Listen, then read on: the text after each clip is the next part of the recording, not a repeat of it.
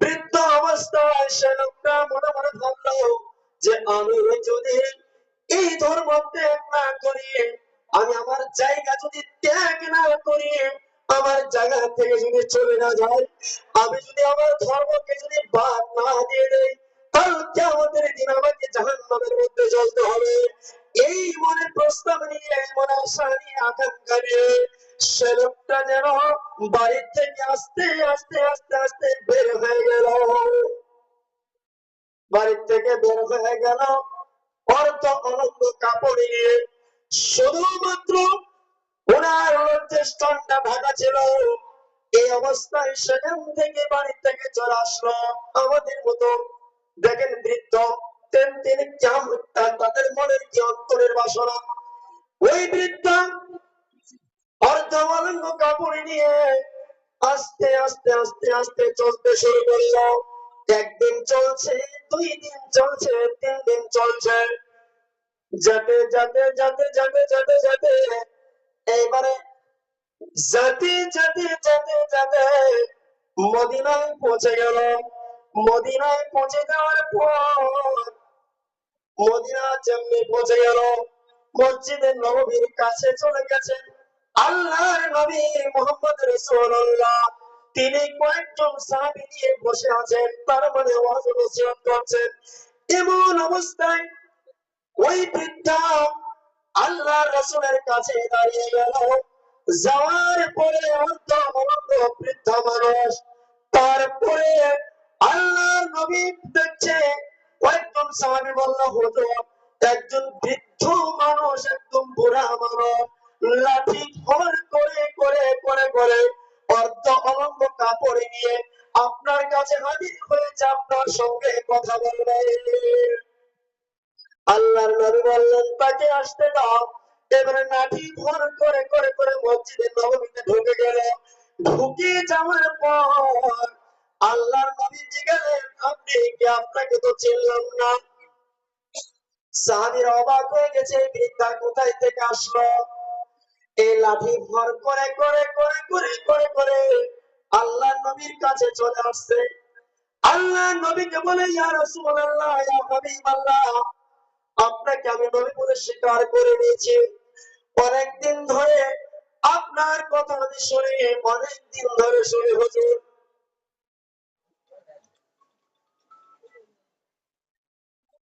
অনেকদিন ধরে আপনার কথা আমি শুনি হুজুর।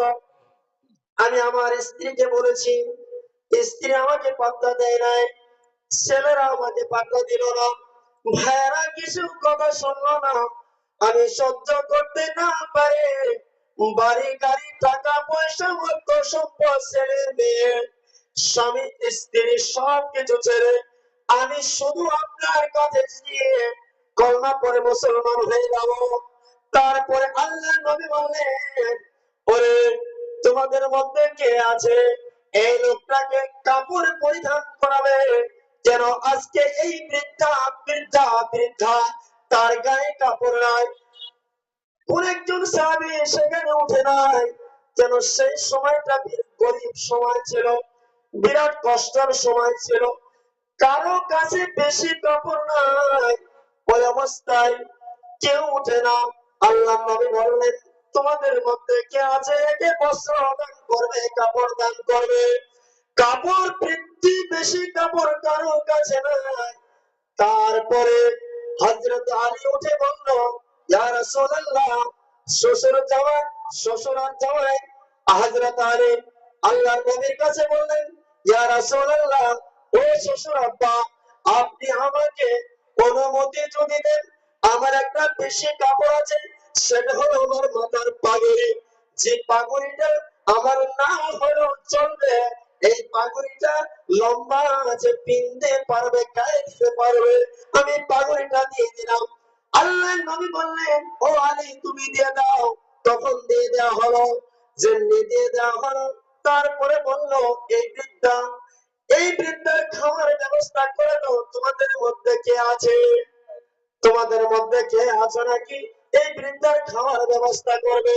বৃদ্ধা চলতে পারে না। আল্লাহর নবী বললেন, এই বৃদ্ধা চলতে পারবে না, এই বৃদ্ধা হাঁটতে পারে না, লাঠি ভর করে করে চলে। যেন এই বৃদ্ধার জন্য একটা উটের সওয়ারির প্রয়োজন আছে, যতদিন বাঁচবে সে যেন উঠে চড়ে ঘুরে বেড়ায়। তোমাদের মধ্যে কেউ আছে একটা উট দান করবে? এই বৃদ্ধাকে একটা উট দান করবে। আল্লাহর নবী বললেন কেউ উঠে না, কেউ উঠে না। তার মানে সবাই গরিব, কেউ দিতে পারবে না। তারপরে একজন সাহাবী দাঁড় হয়ে বললেন, ইয়া রাসূলুল্লাহ, ওই বৃদ্ধার থেকে কিছু অল্প, তার মানে বৃদ্ধা একটু কম, তার মানে সেও বৃদ্ধা, ওই লোকটাও বৃদ্ধা। বলছে, হুজুর, আমার চাই এই লোকটার বয়স বেশি, আমার চাই এই লোকটার বয়স অনেক বেশি। কেন? 20-25 বছরের বয়স বেশি। যেন আমি উঠ ছাড়া চলতে পারবো হুজুর। বেশি দিন হয় নাই, আপনার কাছে আমি অল্প কয়েকদিন আগে মুসলমান হয়েছি। যেন আমার কাছে কোনো কিছুই নাই, আমি সব কিছু বাদ দিয়ে আমার এই উটটাই আমার সম্পদ। এই উটটা দিয়ে আমি সম্পদ কামাই করি, এই উটটা দিয়ে আমি চলাফেরা করি। হুজুর, আমি এমনি চলাফেরা করতে পারবো হুজুর। তাহলে আপনি আমাকে যদি অনুমতি দেন, তাহলে আমার উটটা তাকে আমি দিয়ে দেব। কেন? আমি চলতে পারি আর এই বৃদ্ধা চলতে পারে না। লোকটা উটটা দিয়ে দেওয়া হলো। যেমনি উটটা দিয়ে দিলেন, তারপরে বললেন এই লোকটার খাবারের ব্যবস্থা করা হবে। এই লোকটার খাবার ব্যবস্থা কোন জায়গায় করবে, কে জাগি রাখবে? যেন কেউ তো নয়, বৃদ্ধা মানুষ, কে পালবে, কে পুষবে? আল্লাহর নবী বললেন, তোমাদের মধ্যে কে আছে এই লোকটাকে আসরের টাইম ছিল, কেউ খেতে নিয়ে যাবে? একদম সাহাবী দাঁড় হলেন না। এমন অবস্থায় কেউ দাঁড় হয় না। লোকটা ভোকাতুর অবস্থায় আছে। কয়েকদিন ধরে সে লোকটা আসতেছে আসতেছে, খেতে পেরেছে কি পায় নাই। আল্লাহর নবী তখন বললেন, তোমাদের মধ্যে কি কেউ নাই বৃদ্ধাকে খেতে দিবে? তারপরে একজন সাহাবী, সালমান তার নাম, সে লোকটা বলল, হুজুর, আমাকে যদি অনুমতি দেন, আমি এই লোকটাকে নিয়ে মদিনার গলিতে গলিতে ঘুরবো, গ্রামের মধ্যে ঢুকে যাব আর ভাবের সওয়াল করব। কেউ যদি এই লোকটাকে খেতে দেয়, আমি সেখান থেকে একটু দাওয়াত খাওয়াই, একটু খাদ্য খাওয়াই, তারপরে মসজিদে নববীতে আবার ঘুরিয়ে নিয়ে আসবো। আল্লাহর নবী বললেন, সালমান যাও। উটের লাগাম ধরা হলো, উটের পৃষ্ঠে বসিয়ে দেওয়া হলো। তারপরে সালমান নিয়ে মদিনার গলিতে ঘুরলো। এত গরিব ছিলেন, এত গরিব ছিলেন, হায় আল্লাহ, এত গরিব ছিলেন। আসরের পর থেকে নিয়ে মাগরিব পর্যন্ত বাড়িতে বাড়িতে ঘোরা হলো। কে খেতে দিবে এই বৃদ্ধাকে, কে খেতে দিবে? একজন মানুষ বের হয় নাই, একজন মানুষ বের হলো না। তারপরে মাগরিবের সময় হয়ে গেল, মাগরিবের সময় হয়ে গেল, সালমান বিপদে পড়ে গেল। কেন? আমি তো কারোর কাছে খিলাতে পারলাম না, কারো কাছে তো খিলাতে পারলাম না, কি বলবো? রাসূলকে যাই কি বলবো? শেষ টাইমে সালমান বললেন, মনে মনে ভাবলেন, এমন একজন মানুষের বাড়িতে আমি নিয়ে যাব যে কোনোদিন আল্লাহর নবীর মেহমানকে ফেরত দিবে না। সালমান এইভাবে বলে তারপরে নিয়ে গেলেন হযরত আলীর বাড়ি, ফাতিমার বাড়ি। হযরত ফাতিমার বাড়িতে নিয়ে গিয়ে মাগরিবের পর, মাগরিব পার হয়ে গেছে। এই অবস্থায় মাগরিব পার হওয়া অবস্থা, মাগরিবের নামাজ শেষ হয়ে গেছে। ঘুরতে ঘুরতে আসর থেকে মাগরিব হলো, মাগরিবের নামাজ শেষ হয়ে গেল। এবারে হযরত ফাতিমার বাড়িতে গিয়ে এইভাবে ডাকলেন, ফাতেমা, ও ফাতেমা। একবার ডাক দিচ্ছে, ফাতেমা জবাব দেয় নাই।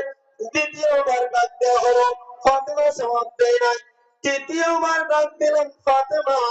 এবার ফাতেমা আস্তে করে জবাব দিল, ও কে বলেছ বলো।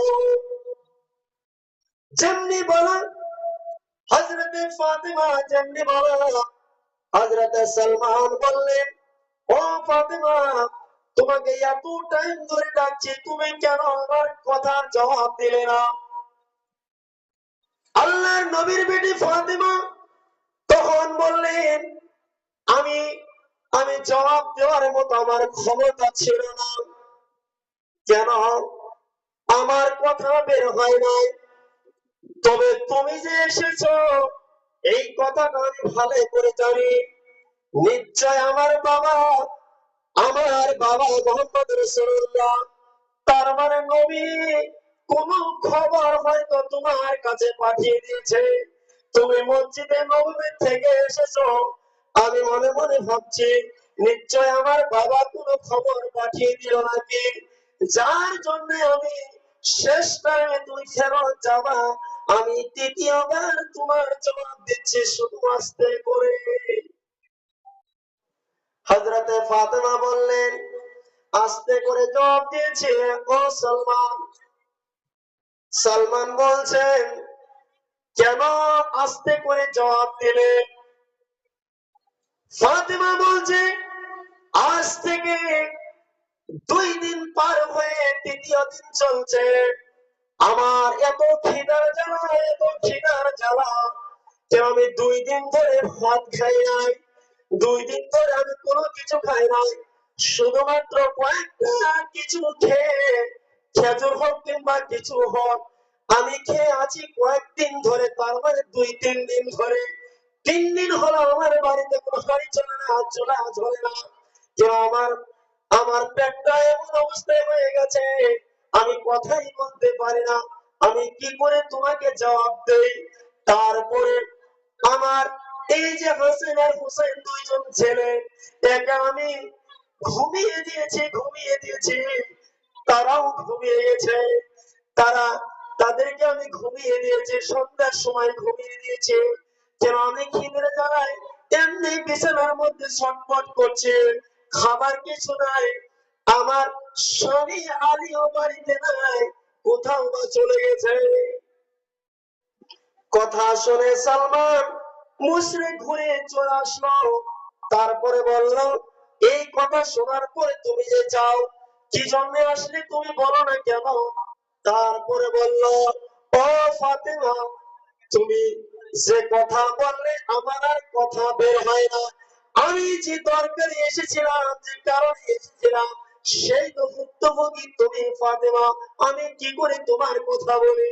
তারপরে ফাতেমা বলল, না না, তুমি খুলে বলো, তুমি খুলে বলো। তারপরে ফাতেমাকে বলা হলো। সালমান এক এক করে সম্পূর্ণ কথা তাকে খুলে বলল। বলার পরে ফাতেমা বলল, ও সালমান, তুমি একটু দাঁড়িয়ে যাও, 2 মিনিট, অল্প সময় দাঁড়িয়ে যাও, অল্প সময় দাঁড়িয়ে যাও, একটু দাঁড়াও তুমি। সালমান বলছেন, আমি চলে যাবো। বলে, না, তোমাকে যাওয়া হবে না, তুমি বসে যাও, দাঁড়াও। হযরতে ফাতেমা বাড়ির মধ্যে গেছেন, ঘরের ভিতরে যাওয়ার পরে দেখেন কি দৃশ্য, যেন হযরতে ফাতেমা যেই দিন বিবাহ হয়েছিল, আল্লাহর নবী একটা সুন্দর চাদর দিয়েছিল, একটা চাদর উপহার দিয়েছিল, বেটিকে একটা সুন্দর চাদর দিয়েছিল। সেই চাদরটা কোনোদিন বের করে নাই। আর সেই চাদরটা বের করে নিয়ে আসলো। আসার পরে বলল, এই চাদরটা খুব দামি চাদর। এই চাদর যদি কেউ দেখে, সে লোকটা নিশ্চয়ই কিনে নিতে চাবে। এত দামি চাদর, যে চাদর আমি কোনোদিন বের করি নাই, যেন আমার বাবা আমার বিবাহতে দিয়েছিল। তারপরে বলতো, তাহলে আমি কি করব? সালমান বলল, আমি কি করব? ফাতেমা বললেন, তুমি এই চাদর নিয়ে যাও। ওই যে গ্রাম দেখা যায়, ওই গ্রামের মধ্যে একটা বিরাট বড় একটা বিরাট বড় একটা ব্যবসায়িক আছে, বিরাট বড় একটা নেতা আছে, বিরাট বড় একটা পাদরি আছে, কয়েকটা ভাষা আছে, বিরাট বড় একটা লোক আছে। যেই লোকটা এই চাদর যদি দেখে, তাহলে সে কিনে নিতে চাবে। সেই লোকটা হলো, তাকে নিয়ে যে চাদরটা বিক্রি করে দাও, আর বিক্রি করার পরে কিছু টাকা করে নিয়ে আসো। আমি এই বৃদ্ধাকে মেহমান নওয়াজি করবো, এই বৃদ্ধাকে আমি খেতে দেব, এই বৃদ্ধাকে আমি খেতে দেব। তারপরে সালমান বলছে না, এই কি করে হয়, তোমাকে বিবাহের চাদর তুমি কেন দিলে? বলছে না, আমি যা বলছি তাই করো। তারপরে চাদরটা নিয়ে ওই যে বিশিষ্ট ব্যবসায়ী, বিরাট বড় ধনী মানুষ, বিরাট বড় একটি মানুষ, বিরাট বড় নেতা, তার বাড়িতে চলে গেছে। যাওয়ার পরে বলছে চাদরটা বিক্রি করব। সেই চাদরটা সম্পর্কে, চাদরটা দেখেই বুঝতে পেরেছে বিরাট দামি চাদর। এই চাদর তুমি পেলে কোথায়, কোথায় থেকে নিয়ে আসলে? আপনার কাছে কোনো বস্তু যদি আসে, আমার কাছে কোনো বস্তু যদি আসে, আসরিক বস্তু যদি আসে, আমরা অবাক হয়ে যাই। ওই পাদ্রী অবাক হয়ে গেছে, ওই লোকটা অবাক হয়ে গেছে। এত দামি চাদর তুমি কোথায় পেলে, কি জায়গা থেকে নিয়ে আসলে, কোথায় থেকে নিয়ে আসলে, তুমি আমাকে খুলে বলো। বলছে না, এই চাদরের দাম কত হবে সেটাই বলো, এই চাদরের দাম আপনি কত দিবেন সেটা বলুন। বলছে না না না না, এই চাদর তুমি পেলে কোথায় সেই কথাটা তুমি বলো, এই চাদর তুমি কোথায় পেয়েছো? এত দামি চাদর, এত কিমতি চাদর তুমি কোথায় পেলে, সেই চাদরের কথাটা তুমি বর্ণনা করো। কোথায় থেকে নিয়ে আসলে, কোন রাজার কাছ থেকে নিয়ে আসলে, কোন বাদশার কাছ থেকে তুমি নিয়ে আসলে, কোন উজিরের কাছ থেকে তুমি নিয়ে আসলে, কোন পার্লামেন্টের মানুষের কাছ থেকে তুমি নিয়ে আসলে, এবারে তুমি বলো যে এত দামি চাদর। লোকটা বলতে চায় না, সালমান বলতে চায় না, সে লোকটাও ছাড়ে না। তারপরে শেষ মুহূর্ত বলল, এই চাদরটা হলো মুহাম্মদ রাসূলুল্লাহ সাল্লাল্লাহু আলাইহি ওয়াসাল্লাম ওনার মেয়ে হযরত ফাতেমার বিবাহ। আল্লাহর নবী মুহাম্মদ রাসূলুল্লাহ উনি নিজেই এই চাদরটা উপহার দিয়েছিলেন মেয়েকে। বলছে তাহলে তুমি পেলে কেন, কিভাবে তুমি নিয়ে আসলে? বলছে চাদরটা বিক্রি করতে দিয়েছে, যা টাকা হবে, পয়সা হবে, সেখানে নিয়ে যেতে হবে। লোকটা বলছে ঠিক আছে, এই চাদরের মূল্য কত হবে, টাকা কত হবে তুমি তো জানো না, এই চাদরের মূল্য কত হবে তুমি জানো না, তুমি জানো না বলে আজকের পর থেকে আমি মনে করেছিলাম এই চাদর বিক্রি করে করবে নাকি বলো। বলছে এই মেহমানে বৃদ্ধা নতুন করে মুসলমান হয়েছে, খাদ্যর অভাব, যার জন্য ফাতেমার বাড়িতে যাওয়া হয়েছিল, সওয়াল করা হলো। সওয়াল করার পরে ফাতেমা বলল আমার কাছে কিছু নাই, আল্লাহর নবীর মেহমান, ফেরত দেওয়া যাবে না, ঘুরিয়ে দেওয়া যাবে না, যেটুই দামি হোক না কেন এটা বিক্রি করে তাকে খাদ্যের ব্যবস্থা করে দেব। বলার সাথে সাথে এই লোকটা হতভম্ব হয়ে গেছে, চোখ গরম হয়ে গেল। বলছো তুমি কি? তারপরে বলল তুমি আমাকে নিয়ে চলো মোহাম্মদের বাড়িতে, তুমি আমাকে নিয়ে চলো ফাতেমার বাড়িতে, যত কিছু লাগে আমি দিব, এই চাদর আমি খরিদ করবো না। চাদর নিয়ে আসা হলো, যত মান সম্পদ অনেক কিছু সাথে নিয়ে আসা হলো, উজির নাবির যত ছিল সবকে সাথে করে নিল। আর বলল আমার সাথে চলো খাদ্য জোগানো। আটার বস্তা নেওয়া হলো, চাউলের বস্তা নেওয়া হলো, খাদ্যের বস্তা নেওয়া হলো, ঘুমের বস্তা নেওয়া হলো, সবকিছু নিয়ে মোহাম্মদের জামাই বাড়ি আলীর বাড়ি পৌঁছে গেল। যাওয়ার পরে অবাক দৃশ্য দেখে ফাতেমা অবাক হয়ে গেছে। ফাতেমাকে বলছে আজকের পর থেকে আমি এতদিন বিশ্বাস করি নাই যে মোহাম্মদ নবী, এতদিন বিশ্বাস করি নাই যে মোহাম্মদ একটু শত্রু আমার ছিল, আজকের থেকে আমি এতদিন বিশ্বাস করি নাই যে মোহাম্মদের কোরআন সত্য, আমি বিশ্বাস করি নাই মোহাম্মদের কথা সত্য, আমি বিশ্বাস করি নাই মোহাম্মদটা একটা বেদুইন মানুষ, মোহাম্মদটা একটা খারাপ মানুষ। আমার মনে যা ধারণা ছিল, আজকে আমার ধারণা স্পষ্ট হয়ে গেছে যে মোহাম্মদ সাল্লাল্লাহু আলাইহি সাল্লাম একজন নবী। আর আমাকে আলীর বাড়িতে নিয়ে যাওয়া হলো, আলীর বাড়ি নিয়ে যাওয়ার পর হযরত ফাতেমাকে বলল যা কিছু করিয়ে দাও, এই বৃদ্ধাকে খাওয়ার জোগাড় করে দাও। বৃদ্ধাকে খাওয়ার জোগাড় দেওয়া হলো। ওই সালমানকে বলল সালমান আমাকে নিয়ে চলো মোহাম্মদের কাছে, যে নবীর শত্রু ছিলাম, যে নবীর দুশমন ছিলাম, যে নবী আমার আমার জন্য বিরাট আমি ভাবছি সে লোকটা বহুত খারাপ ছিল, সেখানে আমাকে নিয়ে যাও। তারপরে সেখানে নিয়ে যাওয়া হলো। নিয়ে যাওয়ার পর আল্লাহ নবীর কাছে একদম নত হয়ে গেছে। নবী একদম মাথার দিকে দেখে একবার নিচে দিকে দেখে, এত ধনী মানুষ, এত দামি মানুষ, এত দামি মানুষ কি করে আমার দরবারে আসলো, কি করে আমার কাছে আসলো? আল্লাহ নবী যেমনি দেখলেন, দেখার পরে বললেন, হুজুর এতদিন যা করেছি ভুল করেছি ইয়া রাসূলুল্লাহ, আজকের পর থেকে আপনার কাছে হাত ধরে মুসলমান হয়ে গেল। আজকের পর থেকে আপনার হাত ধরে বায়াত করে নিব, লা ইলাহা ইল্লাল্লাহ মুহাম্মাদুর রাসূলুল্লাহ পড়ে নিব। এই কলমা পড়ে আমাকে মুসলমান বানিয়ে দেন। আমি যে ধর্মে ছিলাম আমার ধর্মকে আমি ত্যাগ করে দিলাম, আমার ধর্মকে আমি লাথি মেরে আপনার দরবারে আমি হাজির হয়ে গেছি হুজুর। এই ছিল বৃদ্ধা।